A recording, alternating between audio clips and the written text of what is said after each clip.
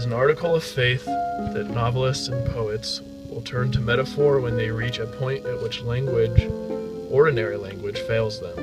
When ordinary words that will tell the reader what something is without invoking anything outside, it won't do the job that needs to be done. Or it would take so many words to do a job that metaphor can do quickly, more efficiently, much more precisely. As rich as language is, and for whom is it richer than for a writer, there are times when it seems to us that we are attempting to describe something that will require more precision than mere words can capture. Something too small for telescopes, not electrodes to connect one brain to another so we can show our readers exactly what we mean. And so we make use of words in a way that transcends their ordinary, even their most elegant, even their most beautiful but still ordinary use. We use them to sketch a picture of what we are seeing, feeling, thinking, experiencing. It is almost exactly like this, we say. You know what this is, yes? So now just imagine that this is that. That is what a metaphor does on the page.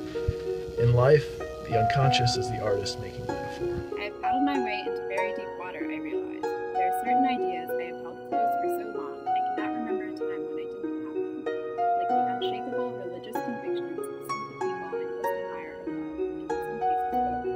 These ideas about how the world works, how we work, have so shaped my life, so thoroughly informed the way I experience the world, and so animated my life's work. I cannot imagine living without them.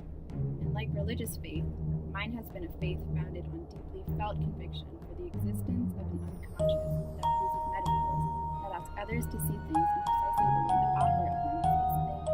It is as impossible to prove as the existence of God, and the lack of provability is no more an obstacle to me than it is to any of the faithful. I know what I know. For it seems that the process by which our minds work to make something happen without our being what we call conscious of doing is one of the great mysteries as yet unpenetrated by science. And it seems too that there are so many lesser mysteries to keep us busy, if we're of a mind to keep ourselves busy pondering mysteries, that this great one is not at the very top of anyone's to-do list. Freud got us started on the science, or the art, take your pick, of psychoanalysis, but the idea that our behavior is influenced by feeling of which we are unaware did not begin with Freud.